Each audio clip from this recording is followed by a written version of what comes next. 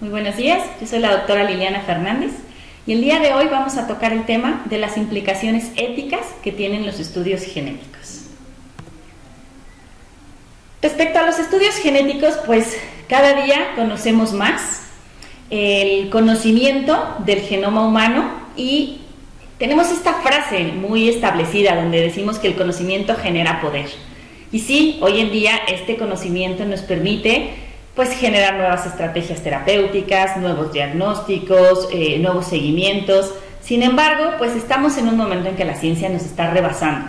Hoy en día podemos tener demasiada información y a veces esa información no nos permite tener un resultado claro o tener siquiera un seguimiento o simplemente saber qué vamos a hacer. Históricamente ha existido mucho la eugenesia, en el sentido de tratar de entender que aquellos que pudieran ser mejores, por así decirlo, ¿no? Genéticamente hablando, disminuir la tasa, por ejemplo, de nacimientos de niños con algunas patologías, con algunos síndromes, ¿no? Incluso pues todos sabemos estas historias, ¿no? Sobre la Segunda Guerra Mundial y estos estudios en aquellos a quienes incluso esterilizaban, ¿no? Para que no pudieran tener hijos, aquellos que tenían discapacidad intelectual o alguna malformación. Entonces, esta búsqueda de tratar de tener a los mejores, ¿no? Incluso les pongo aquí en la presentación pues esta foto de esta película de Gattaca, una película de los 90 y no estamos nada lejos de llegar a eso, ¿no? De llegar a tener hoy en día con estas nuevas técnicas de edición génica, estamos muy cerca, ¿no? Y ya se ha hecho editar embriones humanos para que pudieran ser mejores o para que pudieran tener algunas ventajas sobre otros. Entonces, pues bueno, vamos a hablar hoy de todos estos estudios genéticos. Algo que a mí me llama mucho la atención es que hace un tiempo fui a una conferencia en donde el ponente decía, así como nosotros no entendemos cómo nuestros abuelos pudieron vivir sin conocer el Internet. Y es la realidad, hoy hacemos todo por Internet, ¿no? ¿Cómo vivieron nuestros abuelos sin Internet? El ponente decía, nuestros nietos no van a entender cómo nosotros vivimos sin conocer nuestro genoma. Y me encontré esta cifra donde la Global Alliance for Genomics and Health dice que para el 2025 60 millones de personas van a tener codificado o bueno ya descrito su genoma solamente por conocimiento, no por alguna patología, no como hoy en día que estudiamos genomas la gran mayoría de las veces porque necesitamos información sobre alguna patología, no, solo por conocimiento. Y entonces, estos estudios genéticos implican tres cosas muy importantes que son las que vamos a tocar a lo largo de la charla, que es, uno, debe de haber un asesoramiento genético.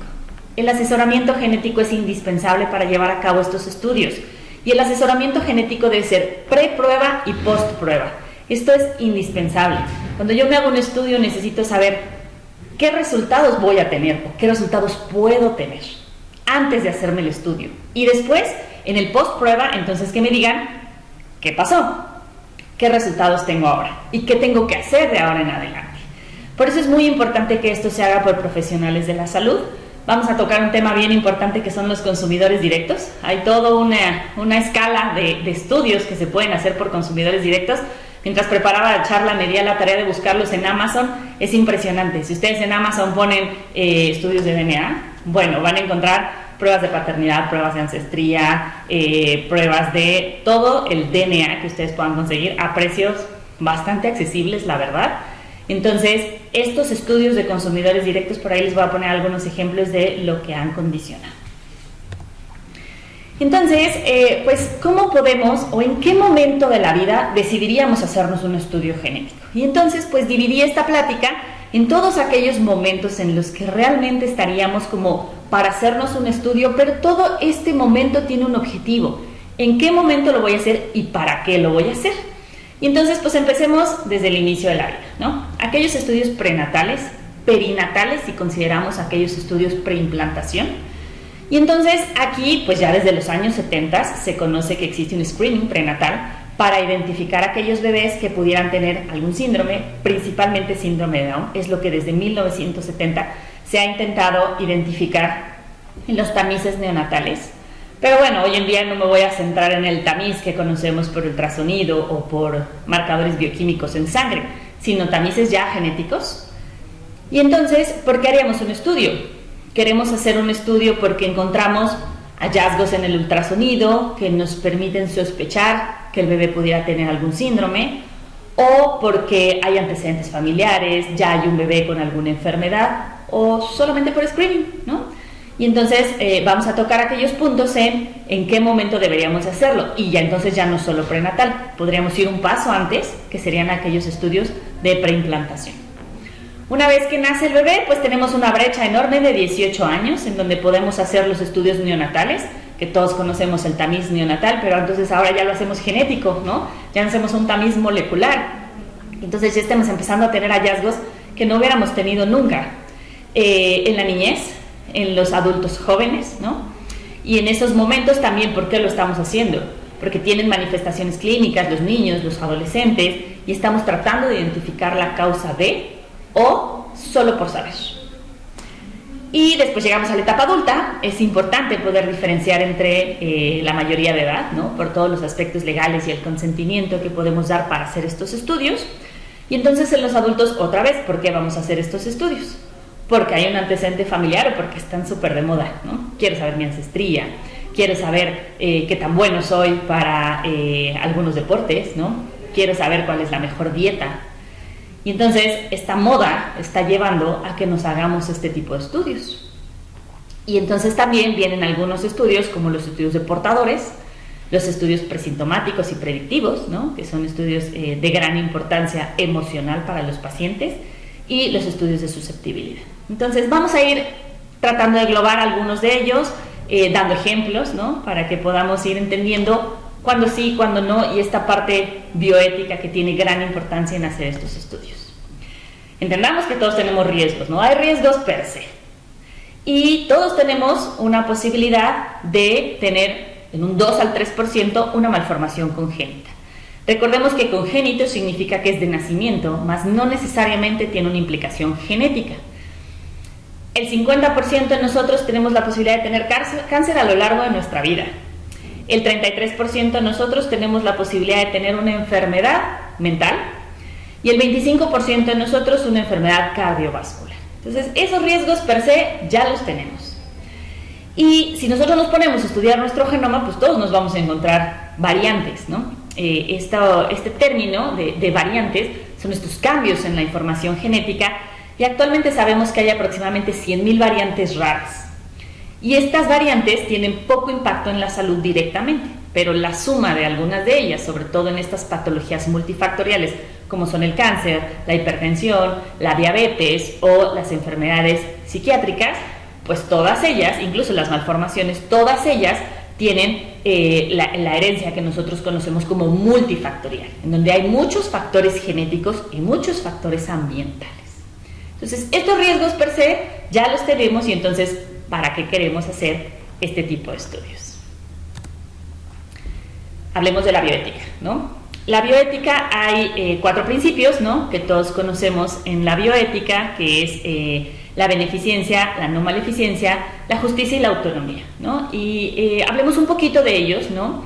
La autonomía. ¿Qué es la autonomía? Es la capacidad de determinarse a sí mismo dictaminando sus propias normas morales. La autonomía me da la capacidad de decidir. Y entonces, en este rango de vida que hemos hablado, en donde yo me puedo hacer muchos estudios, pues aquellos preimplantación, prenatales, neonatales e incluso en la niñez, ¿de quién es la autonomía? ¿No? De la persona que está haciendo el estudio. Si yo tengo un hijo de 6 años, le puedo hacer un estudio porque es mi hijo, ¿no? Porque yo soy su tutor legal. ¿Dónde está la autonomía del niño? ¿Dónde está la autonomía del feto? ¿No? Entonces, esta parte de la autonomía es muy importante para tomar decisiones en cuanto a hacer estudios. La justicia, y sobre todo la justicia distributiva. Esto es algo que en México nos cuesta mucho trabajo porque pues nuestro sistema de salud está sumamente fragmentado. Y entonces, la justicia distributiva se define como dar igual cantidad de bienes a todos los miembros que pertenecen a una sociedad. Y los estudios genéticos para nada son baratos. Cada día disminuyen sus costos, definitivamente. Lo que costaba secuenciar un genoma hace 10 años, hoy es mucho más económico, ¿no? Hoy encontramos a nivel privado, pues, en los estudios, genomas en 30, 40 mil pesos, ¿no? Entonces, cada vez se vuelven mucho más accesibles, ¿no? Pero no los puedo dar a toda la sociedad. Entonces, esa justicia distributiva no me permite hacer este tipo de estudios o hacer estas técnicas, por ejemplo, de edición génica, ¿no? Y recordemos estos principios también que son sumamente importantes de la beneficencia y la no maleficencia. Es primero no dañar. Entonces, ¿para qué estoy haciendo el estudio? Para darte un beneficio siempre y cuando primero no dañe. Y todo eso es de suma importancia en el asesoramiento genético preprueba. Entonces vamos a empezar, pues uno por uno en estos aspectos. Vamos a empezar en la etapa perinatal, porque la etapa perinatal involucra también antes del nacimiento, ¿no? Y entonces vamos a empezar con por qué quiero hacer los estudios, ¿no? ¿Para qué quisiera yo identificar síndromes genéticos, malformaciones congénitas en un bebé? Bueno, hay muchos objetivos, por ejemplo, tratamientos in útero, ¿no? Hoy sabemos que las que conocemos como espina bífidas, que son los mielomeningoceles, tienen muy buen tratamiento y una muy buena disminución de las comorbilidades en los niños cuando se operan in útero que cuando se operan de forma postnatal, ¿no? Disminuyen muchísimo las complicaciones, los niños llegan a caminar, en realidad les va muy bien. Entonces, si yo lo diagnostico de forma prenatal, puedo operar un bebé aproximadamente a las 26 semanas de gestación y ese bebé va a tener mucho mejor calidad de vida. Entonces, ese es un gran objetivo, ¿no? Enfermedades con alteraciones en la diferenciación sexual, por ejemplo, la hiperplasia suprarrenal congénita, me permite dar tratamientos mediante esteroides a mamá para disminuir la virilización en un neonato, ¿no? Entonces, hay muchos tratamientos, hernias diafragmáticas, transfusiones fetales, hay muchos tratamientos in útero que yo puedo tener y que me van a dar un beneficio. Tratamientos neonatales, a lo mejor no puedo dar como tal el tratamiento in útero, pero estoy preparada para dar un tratamiento neonatal. Para prepararnos, siempre que platicamos sobre el diagnóstico prenatal, les decimos a los pacientes, el diagnóstico prenatal va encaminado a preparar a la familia y a la comunidad médica para recibir un bebé que probablemente requiera situaciones especiales, ¿no? No es lo mismo que nazca un bebé, pues lo más sano posible, ¿no? En una clínica, a que yo sé que viene un bebé que tiene una cardiopatía, una atresia duodenal, etcétera, que necesita a lo mejor un hospital de tercer nivel, que necesitamos estar preparados, ¿no? Estos duelos que viven todas las familias cuando tienen un bebé con alguna enfermedad. Entonces, es bien importante prepararnos para decidir opciones reproductivas e incluso, ¿no?, en lugares donde es legal la interrupción legal del embarazo. ¿Y para qué? Porque quiero tener información, porque quiero conocer el sexo del bebé, por moda. En algunos países incluso ya está completamente protocolizado, ¿no? En una mujer embarazada, pues biometría hemática, su examen general de orina y su DNA fetal, ¿no? Ya es un protocolo total. Y entonces, ¿qué es lo que quiero? Y entonces viene aquí el quest for a perfect baby, ¿no? Quiero un bebé perfecto. Y entonces, aquí viene la definición y el decidir por qué estoy haciendo un estudio.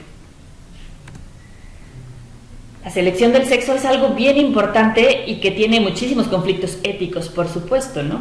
El definir en qué momento voy a definir el sexo. Porque la definición, el determinar el sexo de un bebé por ultrasonido, hoy en día con los ultrasonidos nuevos, bueno, se puede realizar desde las 11, 12 semanas, ¿no? Un muy buen ultrasonido podríamos definir muy bien el sexo. Pero estos estudios, como los que vamos a platicar, que son el DNA fetal libre en sangre materna, que nos permite seleccionar el sexo, muchas campañas, ¿no?, y muchos laboratorios están tratando de identificar el no decidirlo.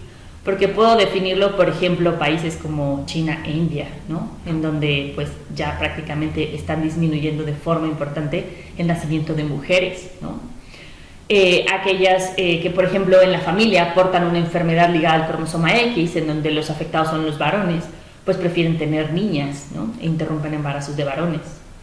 Aquellos lugares donde los varones son más necesarios, por así decirlo, para el trabajo fuerte, ¿no?, o simplemente elegir el orden de descendencia de mi familia, primero quiero tener un hijo, luego quiero tener una hija, o ya tengo muchas hijas, quiero tener varones, ¿no? Entonces la selección del sexo obviamente tiene muchísimas implicaciones éticas en por qué quiero saber, ¿no?, por qué quiero hacer este estudio prenatal. Este estudio por sus siglas en inglés, es el Screening Prenatal No Invasivo. Es un estudio que se hace justo no invasivo, se hace en sangre materna al inicio de la semana 10 de gestación, entonces es un estudio que se puede hacer de manera muy temprana. El costo efectivo realmente es muy bueno porque tiene una sensibilidad muy alta, una sensibilidad del 99% para la identificación específicamente de trisomía 13, trisomía 18 y trisomía 21, ¿no? Síndrome de Down, síndrome de Edwards y síndrome de Patot, que el síndrome de Down, como les decía yo al principio, pues es el que más se ha intentado identificar desde 1970, porque es el que pues tiene la mayor incidencia al nacimiento. Y a los otros dos, trisomía 13 y trisomía 18, porque sabemos que tienen un mal pronóstico durante el embarazo y en las primeras semanas de vida de estos bebés, ¿no? Es importante que los falsos positivos son muy bajitos, del 0.13%, y que también es importante determinar una buena fracción fetal. Una buena fracción fetal se obtiene después de la semana 10 de gestación.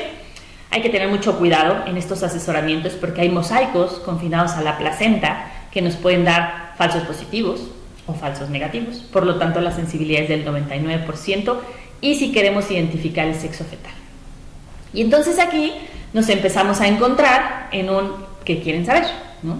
Quieren hacer solamente un screening para síndrome de Down, porque hay antecedentes en la familia, edad de mamá, ¿no? O solamente es un protocolo, ¿no? Como el screening que se hace durante el diagnóstico prenatal. Y entonces, pues aquí les puse esta imagen de los combos de Big Mac que solemos conocer, ¿no? Donde, pero si me das 5 pesos más, hago la hamburguesa más grande, y si me das 5 pesos más, pues te doy unas papas más grandes. Y entonces así de pronto empiezan estos combos de DNA fetal a decirte, bueno, pero no solo eso, también el sexo fetal. Y también entonces podemos identificar las alteraciones en el sexo fetal y también entonces podemos identificar algunas microdelesiones y entonces vamos aumentando esto hasta qué tanto quiero saber de forma prenatal, ¿no? Y entonces aquí arriba les pongo un cuadrito donde pues hay muchas otras alteraciones en los cromosomas sexuales que probablemente podíamos pasar muchos años de nuestra vida sin identificarlos, ¿no? Las mujeres que tienen trisomía X, los varones con síndrome de Klinefelter, XXY, que no se van a diagnosticar hasta la pubertad, las niñas con síndrome de Turner, que a lo mejor sí se van a diagnosticar un poco más chicas, o los varones XYY, que probablemente nunca se diagnostiquen, ¿no? Y entonces aquí nos enfrentamos a, yo venía por una información, pero entonces en este combo terminé llevándome la información de que voy a tener un varón XYY y entonces ya no sé si quiero tener un varón XYY. Reducen la cantidad de estudios invasivos, eso claramente es muy importante, los estudios invasivos no son inocuos, entonces cada que nosotros puncionamos, ¿no?, para obtener líquido amniótico o unas vellosidades coriónicas para hacer estudios genéticos en un bebé, pues tenemos posibilidad de pérdida del embarazo. Entonces, por supuesto que disminuyen los invasivos, pero vean estas cifras. En Europa el 25 al 50% de las mujeres embarazadas hacen este tipo de estudios, ¿no?, porque ya es un protocolo, ¿no? En Bélgica más del 75%. En Estados Unidos ya incluso lo empiezan a cubrir las aseguradoras. Híjole, este tema de las aseguradoras podríamos hablar otro día completo de ellos, ¿no? Y en México, ¿qué pasa? Otra vez, la justicia distributiva. Es un estudio que más o menos está entre los 12,000 pesos, entonces difícilmente todas las mujeres de nuestro país podrían realizarlo. Pero tampoco es algo que tengamos en el sector público, tampoco es algo que tengamos en el Seguro Social, en el ISSSTE, entonces es algo que de todas formas no le puedo ofrecer a toda mujer a menos que esté en un sector privado. Y entonces estoy faltando a uno de los principios bioéticos de forma importante. ¿Y para qué lo quiero hacer? Les puse un relojito de arena porque pues en el diagnóstico prenatal estamos un poco contra el tiempo, ¿no? Tiempo, 10 semanas de gestación, ¿qué puedo hacer? Pues hay que hacerlo lo más temprano posible, porque incluso puedo seleccionar sexo, ¿no? Puedo hacer interrupciones legales del embarazo si no me gustó el sexo, ¿no? O si no me gustó, por ejemplo, que tuviera alguna enfermedad, como síndrome de Down, ¿no? La interrupción legal del embarazo es una política pública de importancia, ¿no?, sobre todo en nuestro país, para disminuir la mortalidad materna, ¿no?, que es algo de suma importancia que tiene México y que es un objetivo del milenio, el milenio del 2000, imagínense, ¿no?, disminuir la mortalidad materna, ¿no? Y entonces aquí nos preguntamos, ¿y la autonomía del feto? Esta decisión la toma mamá, ¿no?, con su autonomía, por supuesto. Entonces es muy importante primero preguntarnos ¿por qué? ¿Por qué estoy haciendo este tipo de estudios? Aquí les puse un ejemplo, están tapados los nombres de las pacientes en todos ellos, ¿no? No todos los laboratorios, porque hay laboratorios que no tendríamos por qué incluso taparlos, porque en realidad son estudios muy confiables, ¿no? Ella es una mujer de 32 años, es su primer embarazo, y en el ultrasonido se identificó una translucencia nucal aumentada. Líquido que se encuentra en el cuellito del bebé está mucho más grande de lo que esperaríamos. Esa es la primera causa de síndrome de Down. Y entonces se hace este estudio, ¿no? Este estudio a las 12 semanas de embarazo, en donde nos dice que el bebé tiene positivo para síndrome de Down, lo sugiere. Aguas, es un screening, ¿ok? Eso es algo muy importante. Predice el sexo femenino, tiene una fracción fetal del 12%, con una fracción arriba del 5% la hacemos muy bien, con un valor predictivo positivo del 70%. Eso significa que estamos 70% seguros de que ese bebé tiene síndrome de Down. Si se fijan abajo, vienen los valores predictivos negativos de las otras patologías que yo les decía que el DNA fetal busca, que es el síndrome de Edwards, la trisomía 18, el síndrome de Pató, la trisomía 13 y los cromosomas sexuales. Y nos dice que el resultado es consistente con 2 copias de los cromosomos sexuales XX, por eso decimos que es una niña. 70%, ¿es mucho? ¿Es poco? ¿Es suficiente? Tiene 12 semanas de embarazo. Entonces, lo que sigue cuando hacemos un estudio de DNA fetal, de forma importante, debe confirmarse con un estudio invasivo. Eso sí sería un estudio diagnóstico y hay que tomar una muestra de líquido amniótico y entonces identificar si este bebé tiene o no tiene síndrome de Down. Tengo aquí otro ejemplo. Ella es una mujer de 33 años, es su tercer embarazo, su primer embarazo es una niña sana, el segundo embarazo fue un aborto, no tenemos ningún antecedente ni ninguna causa de ese aborto, tiene un ultrasonido normal, ella tiene 10 semanas, pero tiene una hermana que tiene síndrome de Down. Y entonces, a pesar de que el protocolo de estudio de su hermana se hizo de forma completa, fue una trisomía regular, los papás tienen cariotipo normal, ella obviamente tiene cariotipo normal, todo está perfecto, pues ella tenía dudas, porque tiene una hermana con síndrome de Down y no quería tener un bebé con síndrome. O sea, a las 10 semanas se hace este estudio y entonces les quise poner porque vean ya todo lo que incluye. Ella quería el combo completo, ¿no? Y entonces, no solo Down, Edwards, Patón y los cromosomas sexuales, sino al menos 5 microdeleciones, ¿no? Que se pueden incluir extras en este combo para identificar si hay otras anormalidades genéticas. Y para nuestra sorpresa, pues nos dice que la fracción fetal es del 3%, dijimos que 5% era bueno, el 3% está rayando las 10 semanas, ¿no? Y que el sexo fetal que se predice es varón. Sin embargo, en los cromosomas sexuales nos dice, detectamos un cromosoma Y, pero ve los comentarios clínicos. Entonces nos vamos a los comentarios clínicos y en los comentarios clínicos nos dicen que ellos sugieren que, pues como encuentran Y, pero también encuentran X, pero el X está en menor proporción, pues que a lo mejor la mamá tiene síndrome de Turner. Para los que no estén muy familiarizados con síndrome de Turner, pues difícilmente vemos una mujer que ha tenido 3 embarazos, ¿no? Con síndrome de Turner conocíamos a la paciente, pues fenotípicamente no tenía otras características, ¿no? Y pues bueno, para no hacerles la historia muy larga, ella terminó en Venezuela en un estudio de líquido amniótico en donde identificamos que es una niña con síndrome de Turner, no la mamá, la bebé tenía síndrome de Turner. Y pues esta paciente decidió interrumpir el embarazo de una niña con síndrome de Turner. Y ojo, no era lo que buscábamos. Por eso es bien importante el asesoramiento preprueba. ¿Qué quiere saber? Ella lo que no quería era tener un bebé con síndrome de Down porque había vivido toda una vida con una hermana con síndrome de Down. Y terminó identificando una niña con síndrome de Turner e interrumpiendo un embarazo de una niña con síndrome de Turner. Entonces, es bien importante no solamente es por el mismo precio, también te hago microdeleciones, por el mismo precio podemos hacer otra cosa. Hay que tener muy claro qué estoy buscando y por qué lo estoy buscando. Y es bien importante durante el asesoramiento genético preguntarles a los pacientes, bueno, ¿qué vas a hacer con este resultado? Y entonces, pues esto íbamos hasta aquí, pues estos estudios, ¿no? Los prenatales, donde pues eran como muy claro, un valor predictivo del 70%, etcétera. Pero luego vienen los otros estudios, y estos otros estudios nos meten todavía mucho más ruido. Estos otros estudios a los que me refiero, pues son aquellos estudios en donde ya secuenciamos exomas o genomas completos. Y entonces estamos ante una gama de posibles respuestas cuando yo me pongo a investigar en los genes. Y estos van de las variantes benignas. Todos tenemos variantes, eso es bien importante. Si yo me pongo a revisar mi información genética, la de todos ustedes, pues todos tenemos variantes, todos tenemos cambios en nuestra información genética. Y esas variantes pueden ser benignas o pueden ser claramente patogénicas. O sea, no pasa nada o sí me están causando una enfermedad. Pero luego hay una zona gris en medio, donde no todo es blanco y negro, y entonces empiezan poco a complicarse las cosas. Puede ser benigna o probablemente benigna. Puede ser patogénica o probablemente patogénica. Y en medio tenemos en esta zona gris algo que llamamos VUS, que son las variantes de significado incierto. Y como su nombre lo dice, pues no sé, ¿no? Justo no sé lo que significa. En este estudio dice que solo el 34% de las variantes fueron clasificadas igual por los diferentes laboratorios. Imagínense, el porcentaje enorme de variantes, el 66% de las variantes se clasifican diferente.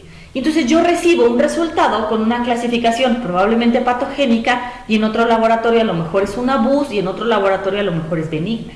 O sea, hay una gran cantidad de recomendaciones que se debe de hacer para clasificar estas variantes. Pero además, como vamos avanzando a pasos agigantados, estas variantes van cambiando día a día y entonces hoy puede ser probablemente benigna y mañana pasar a VUS y en 6 meses ser patogénica, ¿no? Entonces es bien importante, uno, identificar a qué laboratorio estoy mandando mis estudios, ¿no? Dos, quién está clasificando esa variante, ¿no? Hay que tomar en cuenta mucho a los biólogos moleculares, a los genetistas que están preparados para clasificar estas variantes. Por eso lo primero que les decía es, estos estudios tienen que ser dictaminados por un profesional de la salud, con experiencia, ¿no?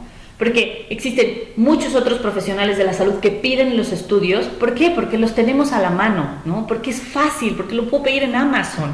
Pero eso no significa que yo tenga la capacidad de asegurar que ese estudio esté bien o esté mal. Entonces es muy importante que podamos identificar esto. Diciendo esto, pues bueno, hay estudios que se llaman microarreglos cromosómicos, en donde, como seguimos en la etapa prenatal, pues el 6% de los fetos que tienen una alteración en un ultrasonido, si yo hago un estudio de microarreglo voy a tener un diagnóstico. El 1.7% de los fetos que no tienen alteraciones en el ultrasonido, en realidad tienen algo importante en el microarreglo. ¿Y por qué se lo hice? Si no tenía ninguna alteración en el ultrasonido. Todos estamos un poquito más acostumbrados al cariotipo, porque además es algo que tenemos más fácil en México. Sin embargo, el 73% de los centros que están dentro del Colegio de Ginecología y Obstetricia americano dice, cariotipo no, microarreglo. Y es buscarle más. Yo siempre les digo que el cariotipo es como una foto de mis 46 archiveros y que el microarreglo es ir a agarrar cada uno de los archiveros y ponerme a ojear. Entonces voy a encontrar más. Y todos, si todos nos hiciéramos microarreglos, pues todos encontraríamos estas ganancias y pérdidas de información genética. Y ahora los exomas. El estudio prácticamente de toda la parte codificante de mi información genética, ¿no? Y entonces tengo un microarreglo normal, ya ojeé todo y está normal, bueno, pues ahora quiero leer todo. Y entonces empiezo a entrar a terrenos un poco más complicados en qué voy a hacer, porque además, aguas, seguimos en la etapa prenatal. Yo puedo ver un ultrasonido y puedo ver muchas cosas muy maravillosas en un ultrasonido, pero me falta mucho. Me falta revisar a un paciente, me falta ver el fenotipo. Y entonces hago exoma, hago genoma completo, ¿no? Y entonces aquí está esta frase donde dice que el estudio excesivo es problemáticamente ético, ¿no? Tiene problemas éticos. Porque aquí me enfrento a qué es conocido y qué es claro, de verdad lo sé. Yo sé que si tengo un cromosoma 21 de más, voy a tener un bebé con síndrome Down, que es incierto. Tengo una pérdida de una región en el 17, en el cromosoma 17, ¿y eso es bueno, eso es malo? ¿Me va a pasar algo? Y que es completamente desconocido. ¿Qué hago con estas variantes de significado incierto? Y entonces, pues primero, ¿qué hago con estos fenotipos que yo no puedo ver de forma prenatal, como la discapacidad intelectual, el autismo, ¿no?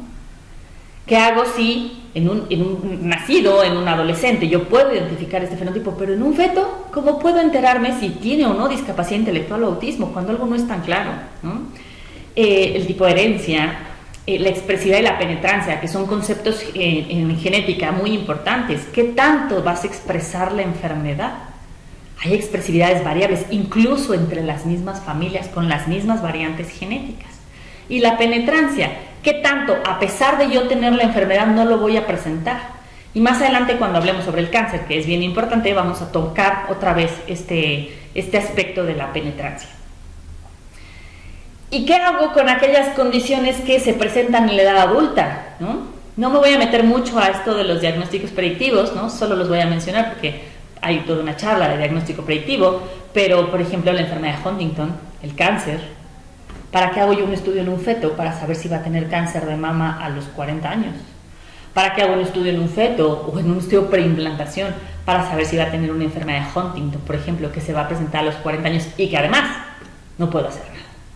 No puedo curarla. Entonces, ¿beneficio hacer el estudio en el feto? ¿Hay un beneficio real? Acuérdense de la beneficencia y la no maleficencia. ¿Hay un beneficio real? El beneficio es para los papás en el requerimiento de un bebé perfecto, ¿no? Tengo que empezar a estudiar a los padres. A partir de que yo encuentro una enfermedad genética, se vuelve una cascada de estudios genéticos a toda la familia. Y si pasamos ahora al estudio preimplantación, entonces pues vámonos un pasito antes, ¿no? ¿Por qué haría yo un estudio preimplantación? Bueno, a lo mejor en la familia hay antecedentes de enfermedades monogénicas, ¿no? Nos pasa mucho con aquellos pacientes que han tenido un hijo con distrofia muscular de Duchenne, aquellas alteraciones metabólicas muy severas, ¿no? Entonces, pues como ya ha habido este antecedente, pues no quisiera yo enfrentarme a la parte prenatal de tomar decisiones ya embarazada. Entonces, ¿por qué no mejor lo hago preimplantación? Y pues recordemos que el diagnóstico preimplantación pues requiere que todo esto sea in vitro, obtener ovocitos, obtener espermatozoides, fecundarlos, y una vez que está creciendo este embrión, que ya es un embrión, entonces necesito tomar alguna, usualmente una, célula y estudiarla. Por a lo mejor los papás tienen alguna alteración en sus cromosomas, a lo mejor quiero seleccionar sexo, ¿no? Por lo que ya hemos platicado, por enfermedades ligadas al cromosoma X, como es la distrofia muscular de Duchenne, o a lo mejor solamente porque pues tengo 2 niños y ahora estoy buscando una niña, ¿no? Puedo hacer un screening de aneuploidías otra vez, cromosoma 13, 18, 21, o algunas, por supuesto, que suceden, como es buscar hermanos HLA idénticos, ¿no?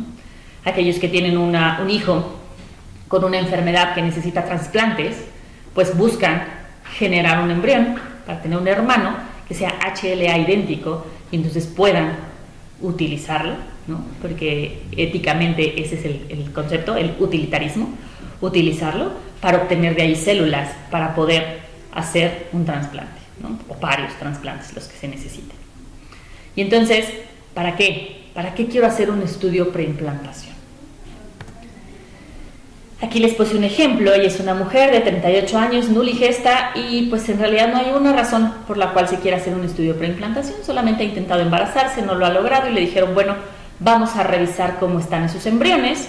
Se obtuvieron, aquí nos dice, 3 muestras de trofoectodermo, ¿no? Y pues bueno, aquí viene el método por secuenciación de nueva generación, aquí estaban los números de los embriones, 4, 7 y 11, y aquí están los resultados. El primer embrión es anormal, le falta un 5, le falta un 16, le sobra un 3, un 4, un 15, un 22 y un cromosoma Y. El segundo embrión es anormal, le falta un 15, un 21 y es XY, es un varón. El tercer embrión también es anormal, le falta un 22, le sobra un 5 y es XX. Es un embrión XX. ¿Y qué hacen? Pues no los transfieren, ¿no? Porque de los 3 embriones, los 3 están mal. Y entonces estas pacientes pues llegan sin haber tenido un asesoramiento pre-prueba en el entendido de que una célula, y hoy lo sabemos, una célula no es característica de todo nuestro genoma, y menos cuando somos un embrión en día 5, en día 4, que tenemos una cantidad limitada de células y que además todos nosotros, para estar hoy aquí, tuvimos muchas alteraciones cromosómicas que las necesitamos en ese momento.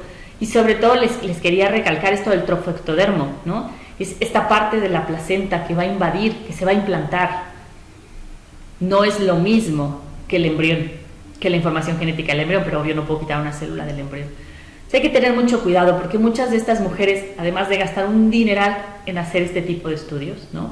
Una vez que transfieren al embrión, eso no te garantiza que te vas a embarazar. O sea, hay que tener mucho cuidado y un buen asesoramiento preprueba en estos pacientes, y cuando les entreguemos el resultado decirles, ¿y ahora qué hago? Mis 3 embriones a la basura, ¿no? Porque ninguno de estos me los van a implantar. Así es. O sea, hay que empezar un nuevo ciclo, ¿no? Para poder intentar un nuevo embarazo. Muy bien, y finalmente, dentro de los estudios que se pueden hacer todavía en esta etapa perinatal son los estudios de portadores. Los estudios de portadores considero yo que tienen muchas menos implicaciones éticas, ¿no? Porque todos somos portadores, o bueno, la gran mayoría somos portadores. Entonces es importante, sobre todo, para enfermedades muy frecuentes. Por ejemplo, fibrosis quística. La fibrosis quística tiene una incidencia en México de 1 en 2.500 recién nacidos vivos, hombres o mujeres por igual. Lo que significa que 1 de cada 24 mexicanos somos portadores de fibrosis quística. Y yo solo tendría un bebé con fibrosis quística si soy portador de fibrosis quística y mi pareja también es portador de fibrosis quística, y además caemos en este 25% que está en esta imagen, ¿no? Padre, ojo, los portadores siempre son sanos, los portadores no están afectados. Entonces yo puedo tener un padre portador no afectado y madre portadora no afectada. Entonces, si se fijan, este color de moradito me origina 2 hijos igual que mamá y papá, portadores no afectados. Un hijo, que es este azul, que ni siquiera es portador, y un hijo, que es este rojo, que sí está enfermo. Entonces, 1 de cada 4, o el 25% de los hijos de 2 portadores tienen alguna de estas enfermedades. Entonces, hacerlo por screening tiene muchas menos implicaciones éticas, ¿no? Sería lo correcto, y por tener aquel conocimiento. Este es un ejemplo. Aquí vienen las dos, la pareja como tal. Ella tiene 38 años, él tiene 49 años, son sanos y quieren tener un bebé y quieren saber si son portadores. Entonces, bueno, aquí viene el resultado de ella, ¿no? Y aquí viene el resultado de él. Ella, si se fijan, es portadora para hiperplasia suprarrenal congénita. Él no, él es portador para fibrosis quística, ella no. Nada más. Entonces, su riesgo reproductivo es bajo para enfermedades autosómicas recesivas, ¿okay? Esto es importante, pero aquí, como los portadores son sanos, en realidad no estamos buscando más allá, ni tratando de incidir en la enfermedad de alguien. Él es portador de fibrosis quística, ella es portador de hiperplasia suprarrenal congénita, enfermedades diferentes, por lo tanto, tienen una muy buena posibilidad de tener un bebé sano en cuanto a aquellas enfermedades autosómicas recesivas. En estos tipos de análisis, por ejemplo, se estudian 302 genes implicados en las enfermedades autosómicas recesivas. Fíjense que el 24% de la población es portadora, ¿no? Entonces, eso es muy importante. No todos somos portadores, pero pues, prácticamente es muy fácil, ¿no?, que nos encontremos que seamos portadores de alguna enfermedad. Historia diferente con este ejemplo. Este no viene en conjunto, pero en este ejemplo podemos ver, por ejemplo, que ella, fíjense primero en el cuadrito rojo. Ella no solo es portadora, me voy el primero con él. Él aquí dice carrier, él es portador de hemocromatosis tipo 1. Ella tiene hemocromatosis tipo 1 y no lo sabía, ¿no? Esta pareja es una pareja de judíos muy ortodoxos y solo pues se casan entre ellos, y entonces históricamente las poblaciones más pequeñas buscan hacerse estos estudios. Entonces ella no sabía que tenía hemocromatosis, él es portador de hemocromatosis. Entonces pues aquí ya tenemos además que la posibilidad de que tengan un bebé con hemocromatosis es alta, ¿no? Y en ella arribita está en un rectángulo morado que además ella es portadora de síndrome de X frágil. El síndrome de X frágil, la gran mayoría de ellos se presentan en varones. Las mujeres tenemos 2 alelos, los hombres solo 1. Ella tiene 30 repetidos en un alelo y 71 en otro. El de 30 es normal, pero el alelo de 71 puede expandir y puede tener un hijo con X frágil, con síndrome de X frágil, un hijo varón con síndrome de X frágil. Entonces, este tipo de estudios pues son importantes. En el ejemplo anterior, pues bueno, ellos no tienen mayor riesgo de enfermedades autosómicas recesivas, ellos sí. ¿no? Entonces es importante el asesoramiento, sobre todo el asesoramiento para hemocromatosis, ¿no? Que los dos son, bueno, él es portador y ella tiene la enfermedad y es homocigota, ¿no? Y también para síndrome de X frágil. Entonces es bien importante poder hacer este asesoramiento preprueba y postprueba. Ahora con este resultado, ¿ahora qué hacemos? ¿Qué vamos a ofrecer en estos pacientes? Muy bien. Pasamos esta enorme etapa, ¿no? De la etapa perinatal y vámonos ahora con aquellos que son menores de edad. Desde que nacen hasta los 17 años, 11 meses, en que se van a convertir en mayores de edad. Y entonces, pues empecemos primero en los neonatos. Otra vez, los neonatos. ¿Para qué? ¿Para qué le voy a hacer el estudio?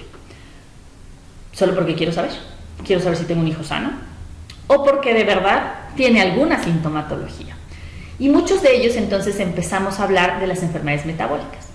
Todos conocemos que existe un tamiz neonatal, ¿no? Entonces este tamiz neonatal también va un poco como el combo, ¿no? Entonces está el tamiz neonatal básico, el tamiz neonatal ampliado, el tamiz metabólico, el tamiz lisosomal, y entonces empiezo a tener una gran variedad de enfermedades que yo puedo tamizar o hacer un screening en los recién nacidos.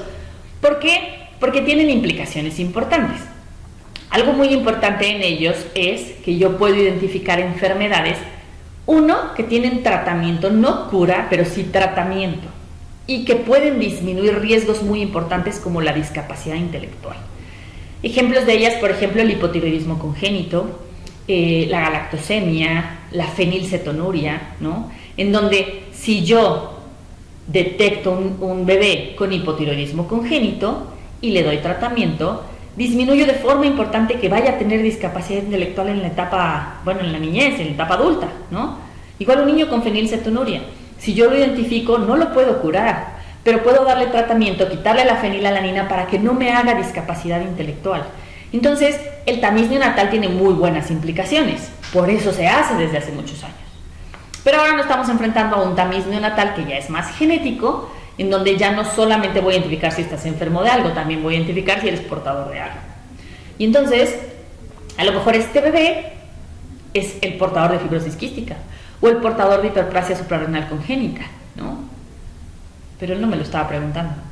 Queríamos saber si tenía una enfermedad. Queríamos saber si tenía una enfermedad metabólica a la cual yo pudiera tratar desde ahorita para disminuir repercusiones en el futuro. Pero no, es sano, pero ya sé que es portador de fibrosis quística. ¿Por? Es un neonato y no me lo preguntó. ¿Quién decidió que queríamos saber que hoy era portador de fibrosis quística? Y cuando sí tienen manifestaciones clínicas, pues entonces tengo también otra vez vienen los combos, ¿no? Puedo hacer un panel de genes, puedo hacer un exoma o puedo hacer un genoma completo y entonces cada vez, entre más busque, más voy a encontrar. Estos tamices tienen, por supuesto, un costo efectivo muy importante para el paciente. Un paciente con fenilcetonuria va a tener una dieta muy restringida, pero no va a tener discapacidad intelectual. ¿Cuánto le cuesta a un país un niño con discapacidad intelectual, ¿no? ¿Cuánto le cuesta a una familia un niño con discapacidad intelectual? A diferencia de haber hecho un estudio previo, ¿no? Entonces, obviamente tiene un costo-beneficio importante, pero ¿hasta dónde quiero saber y por qué estoy haciendo el estudio? Existe un proyecto que se llama BabySeq Project, en donde, pues ese es el proyecto, secuenciar a todos los recién nacidos. ¿Para qué? Para esta parte del costo efectivo, para tener antecedentes, para tener su genoma. En un futuro vamos a tener nuestro genoma en nuestro celular, así como tenemos la aplicación del banco, vamos a tener nuestro genoma en nuestro celular para saber también, vamos a llegar un poquito más adelante, qué fármaco me conviene más, ¿no? De acuerdo a mi farmacogenética. Y entonces, yo soy portador para fibrosis quística, ¿tú para qué eres portador? Perfecto, entonces sí podemos tener hijos sanos. Entonces, a esto va la parte neonatal. Aquí hay un ejemplo de una niña recién nacida que tiene hiperamonemia. Y entonces, les decía yo que podemos hacer diferentes paneles. A ella se le hizo un panel de hiperamonemia, ¿no? No hay que buscar más, eso es importante. ¿Qué quiero saber? ¿Por qué lo estoy buscando? Porque de pronto nos encontramos cosas que yo no estaba buscando. Entonces, en este panel de hiperamonemia encontramos una variante. Fíjense en esta clasificación de variantes. Hay 3 variantes, porque es un panel. No solo estudié un gen, estudié, aquí viene cuántos genes estudiaron, 76 genes que me dan hiperamonemia. Entonces, en estos 76 genes, yo identifico 3 variantes. La primera variante está en el gen OTC y es una variante claramente patogénica, ¿ok? Esta niña tiene deficiencia de ornitin transcarbamilasa, ¿no? Hay otras dos variantes que son de significado incierto, ¿no? Y entonces ahí ya será la tarea de quien haya pedido este estudio identificar estas variantes, hacia dónde las voy a clasificar. Estas BUS tienen que tener una clasificación final, no se pueden quedar como BUS. O son patogénicas o son benignas, pero a veces en este momento no las puedo clasificar. Entonces, ¿qué hago con esas BUS? Pues un seguimiento y en 6 meses y otros 6 meses y así buscar literatura y identificar si alguien más en el mundo ya las encontró y las vamos clasificando. Pero por lo pronto ya tengo diagnóstico en ella, es niña. Para los que no estén tan familiarizados, esto es mucho más frecuente en varones, la deficiencia de la OTC, ¿no? Es una niña y tiene manifestaciones clínicas importantes, ¿ok? Aquí hay un ejemplo, este ejemplo no es de nosotros, es un ejemplo que saqué de este artículo de Wessex y colaboradores en el 2019, donde hay un neonato masculino que tiene crisis convulsivas de difícil control. Le hacen uno de estos estudios genéticos, un panel de epilepsias, y encuentran que tiene una epilepsia dependiente de piridoxina. Le dan tratamiento con vitamina B6 y mejora mucho su epilepsia, ¿no? Prácticamente se quita. Entonces, muchas veces aquellos pacientes que tienen crisis convulsivas de difícil control tienen una odisea diagnóstica y a veces no se llega al diagnóstico y lo que tienen son un montón de antiepilépticos para tratar de disminuir las crisis y a veces no se logran controlar. Entonces, estos estudios son de los más claros donde dicen, ok, un panel de genes dirigidos, tienes epilepsia, estudio epilepsia, identifico la causa, tiene tratamiento y se arregló, ¿no? Después de los neonatos, pues pasamos un poco a la etapa en la que somos niños, jóvenes, y otra vez, ¿por qué? ¿Por qué quiero hacer estos estudios? ¿Qué estoy buscando? Y entonces tenemos, por ejemplo, un concepto importante que es el asentimiento informado. Acuérdense que el consentimiento informado es aquel que yo firmo cuando soy legalmente mayor de edad. En México la mayoría de edad legal es a los 18 años. Pero cuando soy menor de 18 años puedo asentir. ¿Desde cuándo puedo asentir? Es una controversia muy importante, depende mucho de la literatura. Hay quienes dicen que desde los 16, desde los 14, más o menos el promedio es 12, ¿no? ¿Qué tanto puedo asentir? Pues también dependerá de qué me están preguntando, ¿no? Me están preguntando si me voy a dejar poner una vacuna o me están preguntando si quiero hacerme un estudio genético que puede tener repercusiones, ¿no? Entonces, es bien importante, porque quiero saber, solo por conocimiento, por ansiedad de mis papás, es mi derecho, es derecho de mis papás mientras sean mis tutores legales. Incluso se hacen este tipo de estudios para adopción. Entonces, vienen a adoptar un niño y dicen, sí, pero antes de adoptarlo quiero que le secuencien su genoma para saber si me voy a llevar un bebé sano. Entonces, esto también obviamente tiene muchas implicaciones bioéticas, ¿no? Entonces, ¿para qué estoy haciendo un estudio en los niños y en los jóvenes? Otra vez, lo estoy haciendo porque tienen una patología, ¿no? Porque tienen manifestaciones clínicas que me hacen sospechar algo. Y hoy en día puedo hacer uso de todos estos paneles de genes, de estos exomas, cuando no tengo conocimiento de qué o solamente quisiera yo saber. Aquí hay un ejemplo y es una niña de 11 años que tiene crisis convulsivas de difícil control. Y entonces se hace este panel de epilepsia y se identifica, otra vez, vean, 1, 2, 3, 4, 5, 6 variantes. En 6 genes diferentes, porque son 308 genes que están catalogados que causan epilepsia. En 308 genes yo encuentro 6 variantes. 5 de ellas son de significado incierto y la primera de ellas es patogénica en un gen que se llama NUS1 y entonces ahora ya sabemos por qué convulsiona. Y la ventaja de saber ahora por qué convulsiona, pues es que nos permite dar un tratamiento específico. Esta paciente específicamente identificamos un estudio funcional de fármacos muy específicos, de un fármaco que se llama carbamazepina, para estudiar específicamente esta pérdida del exón 2 que tiene ella. Y entonces esto hace que pues haya sido muy bueno poder haber hecho un estudio en esta paciente, porque ahora está bien controlada con un fármaco, que de otra forma hubiera sido ensayo y error hasta encontrar el fármaco que mejor la controlara. Pero ahora les voy a platicar de esta paciente, es una niña de 4 años. Es muy laxa. En la escuela a sus papás les dijeron que pues tenía como pérdida de la fuerza en los brazos y entonces pues es tan laxa y los papás son laxos y tienen algo de miopía, sospechaban un Ehlers-Danlos y entonces viene el estudio. Viene el estudio que es un panel para desórdenes de tejido conectivo y se encuentran 2 variantes.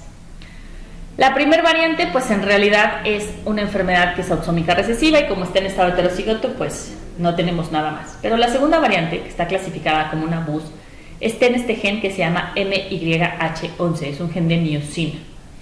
Este gen y esta variante específicamente que se encontró en esta paciente está reportada en aneurismas torácicos. Y entonces, yo creo que ha sido de los asesoramientos genéticos más difíciles el decirle a unos papás que su hija de 4 años tiene mucho riesgo de hacer un aneurisma torácico. ¿Qué seguimiento le damos ahora? Porque los pacientes reportados con esta misma variante ya tenían aneurismas torácicos. Entonces, tengo un aneurisma torácico, me hago un estudio, me identifican la variante. No al revés. Soy muy laxa, me identifican una variante que me da un riesgo importante de hacer un aneurisma torácico. Ni siquiera hay guías reportadas de cuándo la vamos a empezar a estudiar, tiene 4 años, ¿no? Ahorita, a los 10, a los 12, a los 20, ¿cómo? Con eco, puede hacer aneurisma solo en la aorta torácica, puede hacer aneurismas en otros lados, ¿no? Y entonces, aquí es donde primero nos preguntamos ¿quería yo buscar tanto? ¿Le debí de haber dicho a los papás este hallazgo o mejor no lo hubiera hecho? Y entonces, para esto, existen estos consentimientos informados. Súper importante que cuando vamos a hacer un estudio genético, no solamente de investigación, un estudio genético, los pacientes firmen un consentimiento informado. Y dentro de los consentimientos informados, todos los que se estudian paneles de genes y exomas tienen esto que se llama hallazgos secundarios. Este nombre ha ido cambiando de hallazgos incidentales a hallazgos secundarios, y entonces aquí dice: como recomendación del Colegio Americano de Genética, se reportan hallazgos secundarios. Hay una lista de genes, que ahorita se las voy a enseñar, que se llaman genes accionables, genes médicamente accionables. Son genes en donde yo te digo que lo tienes, y te lo tengo que decir porque esas son las recomendaciones del Colegio Americano de Genética, ¿no?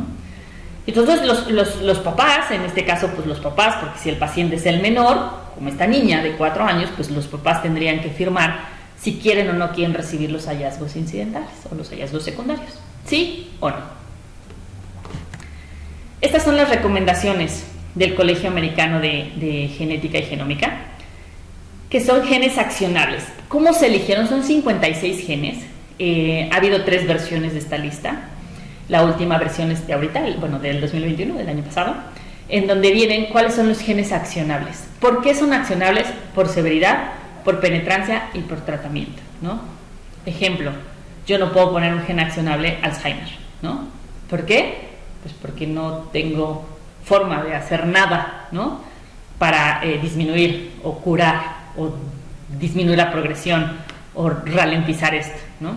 Entonces, por eso son estos genes. Y en estos genes, aquí está, esta es la lista, es la versión 3 de los genes que tienen un fenotipo asociado y que se recomienda regresar el hallazgo secundario de un exoma clínico o de una secuenciación de genoma, ¿okay? Esto obviamente va dirigido a los laboratorios, ¿no? Cuando empezamos decíamos que solo el 34% de los laboratorios clasificaban a las variantes igual. Entonces, imagínense, unos me la clasifican como BUS, otros como patogénica, por eso les decía yo que es bien importante que esto vaya dirigido, ¿no?, por un profesional de la salud. Entonces, pues estos genes, pues miren, primero hay una lista importante de los genes relacionados a un fenotipo de cáncer, ¿no? No voy a leerlos todos, ¿no? Pero, por ejemplo, estos de los que vamos a platicar un poquito más, ¿no?, que son los genes BRCA1 y BRCA2, ¿no? ¿Y qué tengo que reportar? Todas las variantes que sean patogénicas o probablemente patogénicas. Todos estos son síndromes que me causan cáncer, ¿no?, y que yo tengo que poder identificar. Aquí viene, pues los que dicen 1.0 son los que estuvieron en la primera versión de la lista, luego se agregaron otros para la segunda versión de la lista, y luego, por ejemplo, en esta tercera versión de la lista se agregó PALB2, ¿no? PALB2 es un gen que se ha visto cada vez más frecuentemente implicado en cáncer de mama. ¿Y cómo lo sabemos? Pues porque hacemos más estudios, ¿no? Entonces, entre más personas se sometan a este tipo de estudios, más vamos identificando genes que al principio, cuando hablábamos de cáncer de mama, ovario hereditario, pues lo primero que pensábamos era BRCA1 y BRCA2. Pero hoy vemos por genes como PALB2, donde podemos decir, ok, entonces hay que incluirlo porque además cada vez las nuevas terapias, las terapias génicas, los anticuerpos monoclonales, todo esto van teniendo mayor implicación y mayor tratamiento. Entonces, pues bueno, empecemos a reportar esas, ¿no? Entonces, los de cáncer son muy importantes. Y otra vez, si tienes 4 años, te reporto que tienes un riesgo, por ejemplo, en BRCA1 de tener cáncer, pues sí, es mi obligación, de acuerdo a esta lista, la recomendación de reportar los hallazgos secundarios. Te pregunto si quieres saber los hallazgos secundarios. Eso es bien importante. Por eso, insisto, el asesoramiento preprueba es súper importante, ¿no? Porque solamente es, a ver, mi hija es muy laxa, quiero saber si tiene Ehlers-Danlos. Ok, hay muchos tipos de Ehlers-Danlos, habría ¿qué queremos estudiar? Ok, decides un panel de tejido conectivo en conjunto con la familia. Tejido conectivo nada más, no tendría que encontrarme nada de esto. Pero a veces, ¿por qué no mejor hacemos un genoma? Nos va a dar más información. Ok, entonces va a haber hallazgos secundarios. Ok. Genes relacionados a los fenotipos cardiovasculares, aquellos que me dan aortopatías, obviamente por ahí está el gen de Marfan, aquellos que me dan cardiomiopatías, aquellos que me dan taquicardias, cardiomiopatías dilatadas, Ehlers-Danlos de tipo vascular e hipercolesterolemia familiar. Y aquí pues les puse en un rectangulito rojo el gen de la miosina 11, ¿no? Que es el gen que tiene esta niña con una variante. Y entonces, ¿había que reportarla? Pues sí. ¿Había que decírselos a los papás? Pues sí, porque es un gen accionable, ¿no? Es una patología en la que hoy podemos tomar cartas en el asunto y a lo mejor disminuir la comorbilidad. Un poquito ya más ahondando en el árbol genealógico de esta familia, la abuela paterna había tenido una muerte súbita, ¿no? No sabemos más, no sabemos si pudo haber estado relacionado o no, pero pues es bien importante para llegar un poquito más lejos. Decíamos al principio que la información da poder, que el conocimiento da poder. Pues sí, pero también da miedo, ¿no? Entonces sí es bien importante qué quiero saber y hasta dónde quiero llegar. Por ejemplo, síndrome de Cute largo, ¿no? Tipo 1, tipo 2, Brugada. Genes relacionados a los fenotipos de errores innatos del metabolismo, por ejemplo, la deficiencia de biotinidasa, la enfermedad de Fabry. ¿Por qué? Porque ya sabemos que tiene tratamiento, ¿no? La OTC, como la primera chiquita que les enseñaba, Pompe, ¿no? El Fabry y Pompe ya tienen tratamiento, tienen reemplazo enzimático, entonces pues también es importante para poder dar estos tratamientos, ¿no? Y algunos otros, ¿no? Relacionados, por ejemplo, diabetes, hipertermia maligna, telangiectasias, etcétera, ¿no? Retinopatías. Entonces, estas son las variantes que sí debemos tener en cuenta, y esto pues obviamente es un consenso ético, por lo cual es súper importante cuando hacemos un estudio, asesorar preprueba, preguntar si quiero hallazgos secundarios o hallazgos incidentales en los genes accionables, y entonces estar listos para dar ese siguiente asesoramiento, que es el asesoramiento post-prueba. Y eso no se acaba ahí, y menos en las variantes de significado incierto, ¿no? Hay que seguirlas y seguirlas y seguirlas hasta que podamos claramente tenerlas clasificadas. Algunos laboratorios lo hacen ellos mismos y eso es muy bueno, nos ayuda mucho a nosotros, ¿no? Que el mismo laboratorio reclasifica la variante cada que identifica a alguien más con esa variante y te va mandando información, ¿no? Y es esa parte de estar uno a uno con el laboratorio, de poder estar teniendo esto en conjunto, pues nos da mucha más información.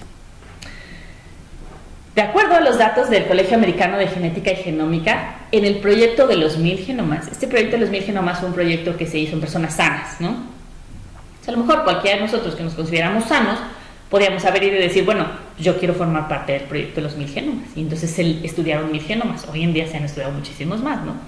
Pero estos 1000 genomas se estudiaron para tener genomas de referencia, y cuando yo identifico una variante, la busco en esta base de datos de los 1000 genomas y puedo definir si esta variante es patogénica o no. Y entonces dice que el 1% de las personas sanas que entraron a este estudio tiene una variante en un gen accionable. Y como este estudio está dividido por ancestría, parece que es el 1% de los africanos, el 2% de los europeos, ¿no? Entonces, imagínense, ¿no? Entonces, todos estamos, pues, si nos hiciéramos algún estudio de estos, podríamos encontrar alguna de estas variantes en genes accionables. Este ejemplo también lo saqué de este artículo de Ackerman, en donde hay un adolescente masculino que tiene una muerte súbita. Y entonces le hacen un estudio genético al hermano, y identifican una variante que da síndrome de Cute largo. Le implantan un desfibrilador al hermano, a pesar de tener un Cute normal, le implantan un desfibrilador, hacen estudios a toda la familia, y hacen estudios post-mortem al hermano que había fallecido e identifican que él no tiene esa variante de cutis largo, que él tenía una variante en el gen DES que causa una cardiomopatía, no era una variante de novo, que nadie más en la familia la tenía, ¿no? Entonces, a veces este tipo de estudios nos hacen llegar mucho más lejos de lo que debíamos haber llegado, ¿no? Si no lo hubiéramos tenido. Entonces, pues hay que tener también mucho cuidado en esto. Aquí hay otro ejemplo, ¿no? En cuanto a los estudios en niños y jóvenes de portadores, ¿no? La historia de esta familia es, tienen un niño con distrofia muscular de Duchenne, y entonces pues la mamá, que es ella, la primera la mamá, que ella nació en 1979, se hace el estudio y se identifica que tiene una variante patogénica del gen DMD. El gen, acuérdense que la distrofia muscular de Duchenne es ligada al cromosoma X recesiva y se presenta en varones. Entonces, ella se hace este estudio y es portadora, ¿no? Y entonces deciden hacerle el estudio a la hermana. La hermana nació en el 2012, o sea, tiene 10 años y la hermana es portadora. ¿Por qué? ¿Por qué le hicimos el estudio a la hermana? ¿Necesitaba ella a sus 10 años saber que era portadora de distrofia muscular de Duchenne? No, no es lo correcto. Los estudios de portadores de este tipo de enfermedades ligadas al cromosoma X, que sí tienen una implicación bien importante, porque aquí no estamos hablando de portador mamá y portador papá, aquí estamos hablando de que ella, solo por ser portadora, tiene un 50% de posibilidades de tener un varón con distrofia muscular de Duchenne. Pero a lo mejor ella no quiere tener hijos, a lo mejor tiene puras hijas mujeres, a lo mejor no quería saberlo. Teníamos que haber esperado a la mayoría de edad para que consintiera, o al menos a que estuviera en una edad para asentir. Nos pasa mucho, sobre todo en el instituto, ¿no? Que pues todavía tenemos muchos embarazos en adolescentes, que llegan las niñas, 14, 15 años, a platicar, a un asesoramiento genético, ya que nosotros en ese momento les digamos, ok, tu mamá es portadora de esta enfermedad que tuviste en tu hermana. Si quieres saber, porque empiezan vidas sexual muy chiquitas, pues entonces podemos hacerte el estudio, cuando pueden asentir. 10 años es muy pequeña para asentir, sobre todo con una implicación tan a futuro, si puede o no puede tener un hijo con distrofia muscular de Duchenne. Algunas corrientes éticas se defienden en el decir, bueno, pero hoy tienes aquí a la paciente, hazle el estudio porque a lo mejor se pierde. Tenemos sí una historia de otra enfermedad ligada al cromosoma X donde la mamá se hizo el estudio a las hermanas nunca vinieron por el resultado, y éticamente el resultado es de la persona que se hizo el estudio, así que nunca entregamos resultado. Años más tarde, regresa esa hermana con un hijo con la misma patología. Y nosotros sabíamos que era portadora, porque lo teníamos en el resultado, pero a pesar de que la buscamos durante mucho tiempo, nunca vino. Entonces, ¿para qué haces un estudio si no va a regresar? Si no va a venir por el resultado. Entonces es bien importante el asesoramiento preprueba. Todo se centra en el asesoramiento preprueba, en que ellas estén muy claras en el entendido de qué quieren saber y si lo quieren saber. A los 10 años yo creo que no quieres ni tienes idea de si un día vas a tener hijos y qué va a suceder. Muy bien, y por último, vámonos a la etapa adulta, ¿no? En donde pues ya soy mayor de edad, ya puedo yo tomar mis propias decisiones, ya puedo yo saber si quiero o no quiero hacerme este tipo de estudios, ¿no? Entonces otra vez puedo estudiarme mi genoma completo porque tengo una patología, o puedo hacerme otro tipo de estudios. En este solo es una diapositiva para decir cositas muy pequeñitas, porque hay toda una ponencia sobre esto, sobre los estudios predictivos y presintomáticos, y aquí está un claro ejemplo que es la enfermedad de Huntington. La enfermedad de Huntington es una enfermedad que se presenta, o el diagnóstico se hace aproximadamente a los 40 años de vida, ¿no? Entonces llevas 40 años de tu vida viviéndolos lo más normal posible, ¿no? Y de pronto a partir de los 40 años empieza una demencia importante, hay ciertos movimientos que por eso se llama corea, ¿no? Y estos pacientes terminan pues el resto de su vida complicada, ¿no? Con una demencia, sin poder caminar, etc. Y entonces, pues cuando te das cuenta, si los síntomas empezaron a los 40 y a lo mejor te diagnosticaron a los 50, pues la gran mayoría de la gente a los 50 años ya se reprodujo. Y entonces, si hoy a mis 50 me diagnostican Huntington, pues a lo mejor ya tengo hijos. Y estos hijos, cada uno de los que haya tenido, hombres y mujeres por igual, tienen un 50% de posibilidades de haber heredado la enfermedad de Huntington. Y entonces, aquí viene ¿estos hijos pueden hacerse un estudio predictivo o presintomático? Pues de que pueden, pero hay todo un comité de trabajo social para poder realizar este tipo de estudios y definir si heredaste o no heredaste. ¿Por qué? Porque no puedo hacer nada, no es un gen accionable. Entonces, si yo hoy a tus 20 años, 18 años te digo que sí heredaste la enfermedad de Huntington y que a los 40 años vas a tener enfermedad de Huntington y que probablemente vas a morir como estás viendo o como viste morir a tu papá, es una información muy fuerte. Entonces, ¿quieres o no quieres hacerte el estudio predictivo presintomático, ¿no? Entonces, hay un comité con psicólogos, con neurólogos, con genetistas, con trabajos sociales, con psiquiatras, para tratar de identificar a quiénes hacer los estudios predictivos y presintomáticos. Es bien importante seguir esto, ¿no? Seguir estas reglas para identificar. Tuvimos aquí una paciente que venía con su hija de 9 años, porque el esposo tenía enfermedad de Huntington y ya había desaparecido, pues ya no tenía contacto con él, y quería saber si su hija de 9 años tenía Huntington. No se puede. ¿Qué hago? ¿Para qué catalogo a una niña a los 9 años diciéndole vas a tener enfermedad de Huntington? Era totalmente por angustia materna. Entonces, hay que tener mucho cuidado con este tipo de estudios que llamamos predictivos o presintomáticos. A diferencia del cáncer, todos conocemos a Angelina Jolie y este efecto Angelina. El efecto Angelina tuvo muchísima gente, ¿no?, que se hizo estudios. Ella tiene una variante en uno de estos genes BRCA1, BRCA2, desconozco en cuál, y entonces decidió hacerse una mastectomía bilateral. Por ejemplo, es un árbol genealógico, un ejemplo de este tipo de cánceres. Por ejemplo, ella murió de cáncer de ovario a los 45 años, tuvo un hijo con cáncer de próstata, el cual tuvo 2 hijas con cáncer de mama bilateral, ¿no? Pero miren, por acá tengo a alguien que tiene la variante, pero no ha tenido cáncer y que tuvo una hija con cáncer de mama, ¿no? ¿Qué pasa aquí? Es lo que les decía yo, que se llama penetrancia. Es yo tener la variante, pero no presentar la enfermedad. Y esto sucede en este tipo de enfermedades como el cáncer, en donde si yo tengo una variante, y depende de la variante también, en BRCA1, BRCA2, por ejemplo, ahora PALB2, que son estos genes nuevos, si yo tengo una variante, tengo un 36 a un 85% de tener cáncer de mama a lo largo de mi vida, o 10 al 44% de tener cáncer de ovario a lo largo de la vida, ¿no? Entonces, ¿me va a dar cáncer? Es probable, pero no es obligatorio.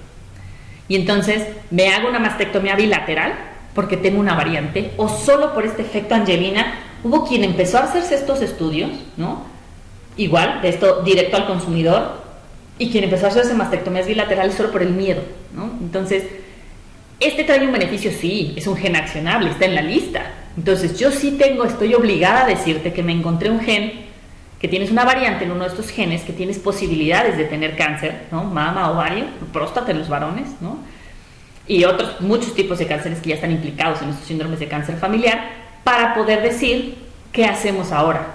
Un screening, seguimiento cada año, mastectomías, etcétera, etcétera. Entonces, esta es la diferencia de hacer estudios predictivos o presintomáticos en genes accionables y en genes que no son accionables, como la enfermedad de Huntington. La farmacogenómica, bueno, es una rama súper importante, ¿no? Aquí hay una imagen donde todos los pacientes, todos tienen la misma enfermedad, todos usan el mismo medicamento, todos usan la misma dosis, pero a todos les va igual. ¿Por qué? Pues porque esto nos va a llevar un día a la medicina personalizada. ¿Qué fármaco tienes que tomar tú para la hipertensión arterial y tú para la diabetes? Porque hay muchos. Y porque un diabético se controla con metformina, pero otro con glibenclamida, pero otro necesita insulina. ¿Por qué? O porque si me duele la cabeza, a mí la aspirina sí me hace y a ti solo el paracetamol. Eso tiene que ver con nuestros genes. Entonces, los estudios de farmacogenómica son muy importantes. Hay ejemplos miles. Solo les quiero decir un par: las quimioterapias, ¿no?, que son fármacos que tienen muchos efectos adversos. Entonces es bien importante conocer la farmacogenómica para poder identificar si estos pacientes, las dosis de quimioterapéuticos que pueden tener para que tengan un buen efecto sobre el cáncer, pero no hagan demasiada toxicidad, ¿no?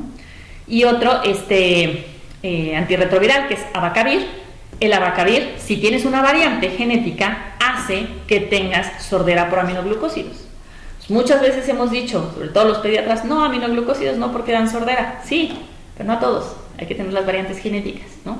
Entonces, es bien importante la farmacogenómica y son estudios que hoy en día se pueden hacer. indicados. ¿Qué quiero saber? Eso es bien importante.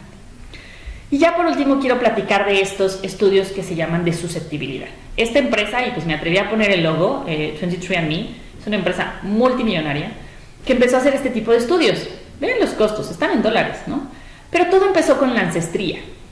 Entonces había unos videos bien bonitos en donde te decían, pues quieres conocer tu ancestría y entonces, tan fácil, aquí viene el kit, ¿no? Lo pides en Amazon, te llega el kit con un tubito, escupes, tapas el tubito, lo regresas por paquetería y te regresan tu ancestría, ¿no?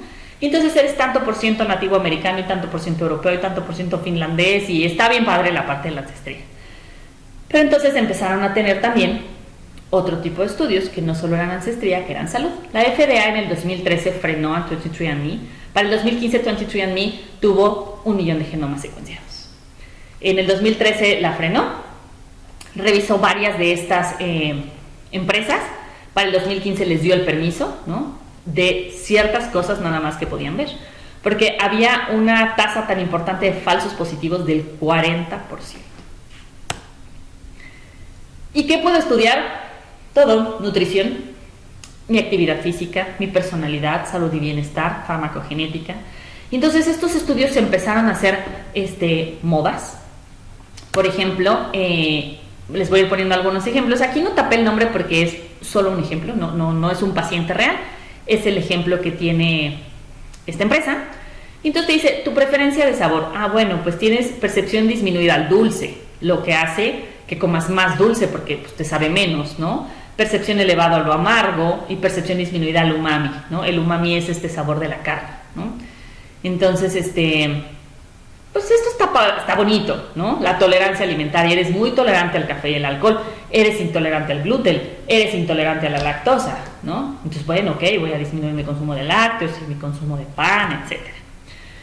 Pero de pronto ya empiezan a tener ciertas implicaciones como darte una cantidad de macronutrientes que tendría tu dieta ideal, ¿no? Porque a todos nos ha pasado que queremos bajar de peso y hacemos una dieta y hacemos otra dieta. Y entonces, ¿cuál es la mejor dieta para bajar de peso? Ah, bueno, según tus genes, tu mejor dieta está compuesta en un 55% por carbohidratos, 25% grasas y 20% proteínas. Lo cual de pronto decimos, ¿en serio? ¿55% de carbohidratos? Pero no solo eso, además te recomiendan suplementos. Y aquí es cuando ya empiezas a decir, ¿de verdad me tengo que tomar esos suplementos? Recuerden que sí, las vitaminas, los minerales, todo eso es indispensable, pero hay vitaminas que además en exceso causan enfermedades, ¿no? Entonces hay que tener cierto cuidado con este tipo de estudios.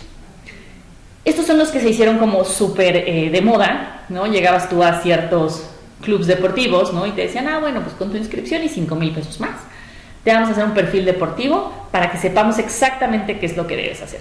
Por ejemplo, en este ejemplo, este paciente tiene un bajo rendimiento para aeróbico, ¿no? Pues a lo mejor no la vas a poner a correr, pero miren, tiene muy alto rendimiento para resistencia. Entonces, bueno, entonces vamos a definir tu ejercicio de acuerdo a que eres más resistente que aeróbica y velocidad. Tienes buena fuerza, más o menos flexibilidad, ¿no? Tienes mejor rendimiento para anaeróbico que para aeróbico. Y entonces, pues esto iba dirigiendo un poco, ¿no? Cómo debíamos de hacer el ejercicio. Tienes, por ejemplo, buena capacidad para generar músculo y muy buena capacidad para perder peso. Tu tiempo mínimo de entrenamiento es 30 minutos y tu tiempo óptimo de entrenamiento es 60 minutos, ¿no? Entonces, estos estudios se volvieron, insisto, una moda, ¿no? Y siempre y cuando no involucren, ¿no?, otras alteraciones, pues éticamente no están tan malos como este ejemplo que saqué de este artículo de Moscarello, donde había un estudiante universitario sano. Él era atleta, se dedicaba al atletismo y decidió hacerse uno de estos estudios. Y en estos estudios le salió una variante en un gen que se llama MYBPC3, que da cardiomiopatía hipertrófica. Y obviamente le recomendaban, pues ya que no podía hacer atletismo, ¿no? Fue al cardiólogo, le hicieron electrocardiograma, ecocardiograma, todo estuvo normal. Le hicieron estudios confirmatorios, no identificaron la variante y aún así dejó el atletismo, ¿no? Entonces, esta implicación tiene mucho que ver porque esto no tiene un asesoramiento preprueba. Yo pido mi kit, escupo, lo regreso y obtengo un resultado. Nadie me asesora, nadie me dice antes ni después qué estoy viendo, qué me están entregando. Esa es la implicación muy importante que tienen nuestros estudios de susceptibilidad. Te puede dar incluso rasgos de personalidad, ¿no?, qué tan alegre eres, agresivo, depresivo, ansioso, pero aquí entramos a ya riesgos cardiovasculares importantes que hay que tener mucho cuidado. Por ejemplo, este paciente tiene un riesgo elevado de enfermedad coronaria, infarto al miocardio y hipercolesterolemia. Y entonces, pues aquí viene me voy a morir de un infarto. Pues de acuerdo a esto es tu mayor posibilidad, ¿no? Morirte de un infarto. Y entonces, si esto tuviera un asesoramiento, recuerden que los infartos, las enfermedades coronarias, cardiovasculares, la hipercolesterolemia en su gran mayoría son multifactoriales. Sí hay factores genéticos, obviamente, pero hay factores ambientales. Si esto viniera acompañado de vamos a hacer esto, vamos a disminuir esto, vamos a cuidar para disminuir tu riesgo de un infarto agudo al miocardio, pero si yo solamente te entrego este resultado, y no solamente ese tipo de resultados, cánceres, por ejemplo, cáncer de colon, cáncer gástrico, ¿no? Ahora, Parkinson, migraña, glioma, Alzheimer, ¿no? Estas cosas en donde, imagínense que aquí saliera elevado para Alzheimer, ¿no? Entonces, aquí vienen muchas de las cosas en las que ya no podemos éticamente meternos, ¿no?